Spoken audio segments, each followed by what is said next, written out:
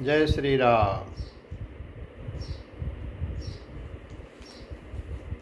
जब कामदेव को देवताओं ने अनुनय विनय करके भेजा कि वो अपने प्रभाव से शिव जी के अंदर काम भावना पैदा कर दें,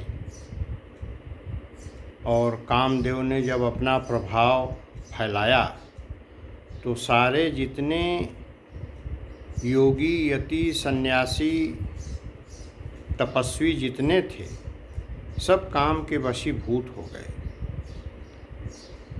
काम का ऐसा प्रभाव पड़ा कि जितने जो लोग भी इस जगत को ब्रह्ममय देख रहे थे वो स्त्रीमय देखने लगे, और जो स्त्रियां थीं वो पूरे संसार को पुरुषमय देखने लगी, और किसी में धैर्य नहीं रह गया।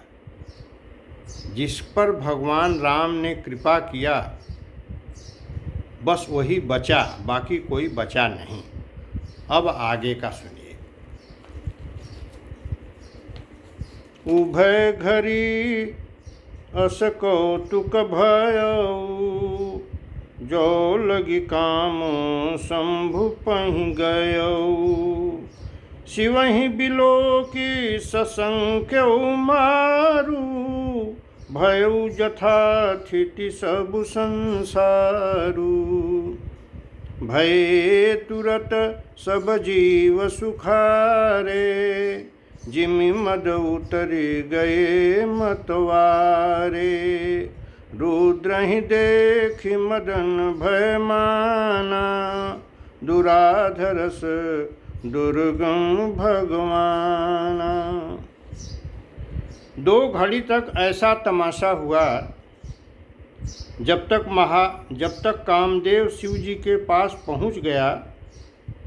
शिव जी को देखकर कामदेव डर गया। तब सारा संसार फिर जैसा का तैसा स्थिर हो गया।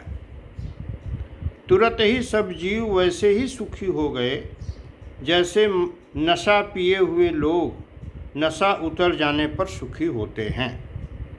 दुराधरस जिनको पराजित करना अत्यंत ही कठिन है और जिनका पार पाना कठिन है, भगवान संपूर्ण ऐश्वर्य, धर्म, यश, श्री, ज्ञान और वैराग्य रूप 6 ईश्वरीय गुणों से युक्त महाभयंकर शिव जी को देखकर कामदेव भयभीत हो गया। फिरत लाज कछु कर नहीं जाई, मरण उठाने मन रचसि उपाय। प्रगट सि तुरत रुचिर ऋतु राजा, कुसुमित नौतरु राज बिराजा। बन उपवन बापिका तड़ागा, परम सुभग सब दिशा विभागा।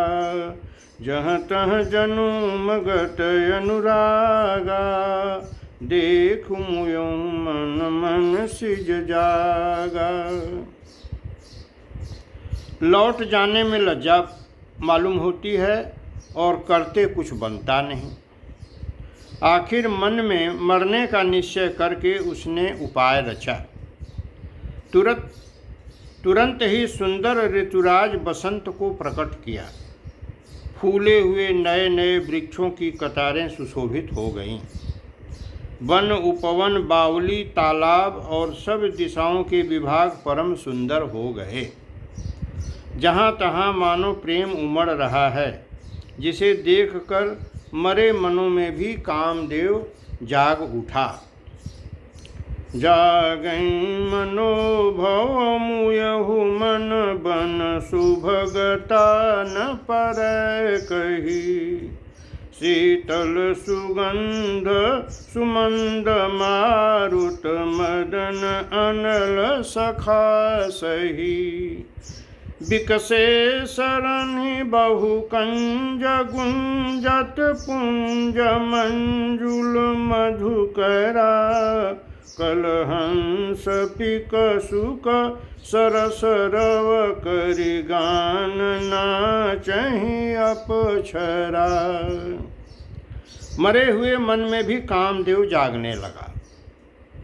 वन की सुंदरता कही नहीं जा सकती। काम रूपी अग्नि का सच्चा मित्र शीतल मंद सुगंधित पवन चलने लगा। सरोवरों में अनेकों कमल खिल गए, जिन पर सुंदर भंवरों के समूह गुजार करने लगे। राजहंस, कोयल और तोते रसीली बोली बोलने लगे और अप्सराएं गा गा कर नाचने लगीं। सकल कला करि कोटि विधि, हार्यो सेन समेत। चली नय चल समाधि शिव, कोप्यौ हृदय निकेत।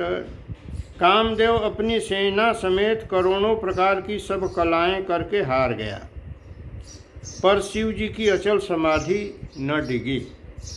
तब कामदेव क्रोधित हो उठा। देखी रसाल बिटप बरसाखा, तेहि पर चढ़ मदन मन माखा। सुमन चाप निज सर संधाने, अतिरसता की श्रवण लगी ताने। आम के वृक्ष की एक सुंदर डाली देखकर मन में क्रोध से भरा हुआ कामदेव उस पर चढ़ गया।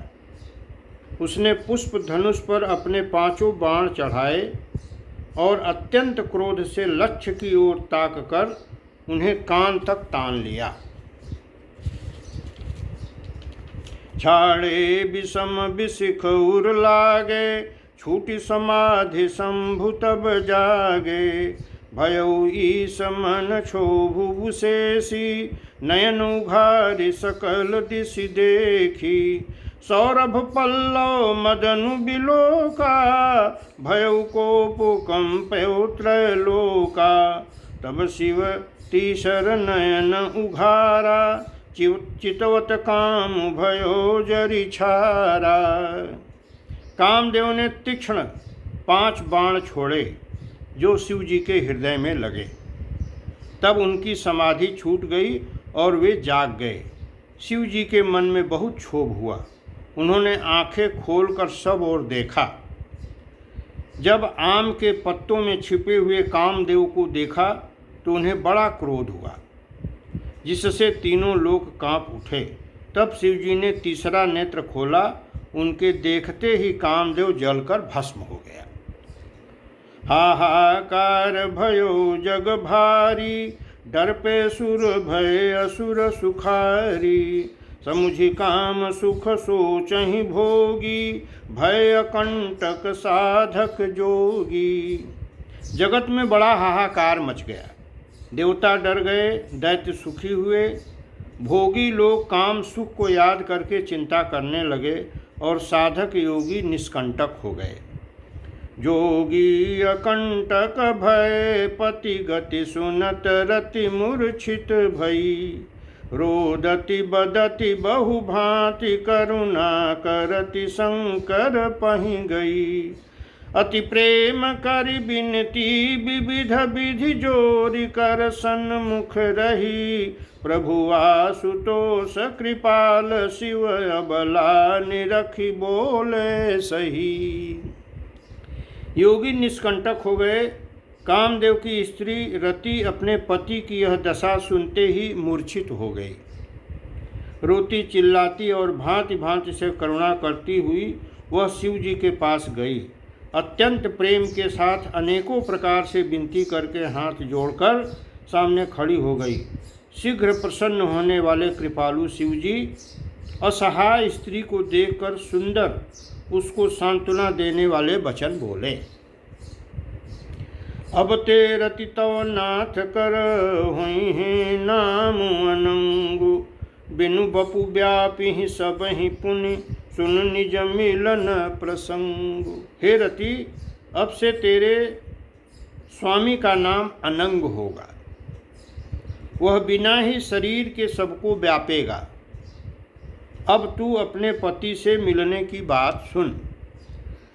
जब जदुवंश कृष्ण अवतारा, हुई हैं हरन महामहि भारा। कृष्ण तनय हुई हैं पति तोरा, बचनु अन्यथा होई न मोरा। रति गवनी सुनि शंकर बानी, कथाय पर अब कहूँ बखानी। देवन समाचार सब पाए, ब्रह्मादिक बैकुंठ सिधाए।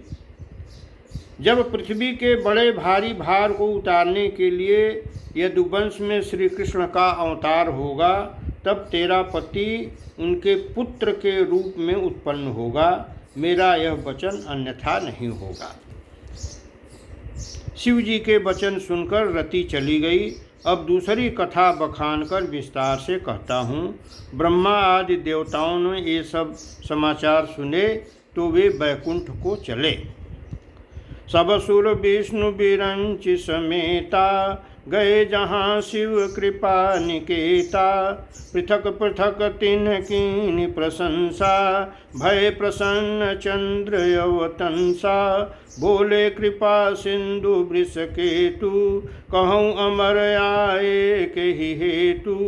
कह विधि तुम प्रभु अंतर्जामी, तदपि भगति बस बिनौ स्वामी। फिर वहाँ से विष्णु और ब्रह्मा सहित सब देवता वहाँ गए जहाँ कृपा के धाम शिवजी थे। उन सब ने शिवजी की अलग अलग स्तुति की। तब शशिभूषण शिवजी प्रसन्न हो गए। कृपा के समुद्र शिवजी बोले, हे देवताओं, कहिए आप किस लिए आए हैं। ब्रह्मा जी ने कहा, हे प्रभु, आप अंतर्यामी हैं, तथापि हे स्वामी, भक्तिवश मैं आपसे विनती करता हूँ।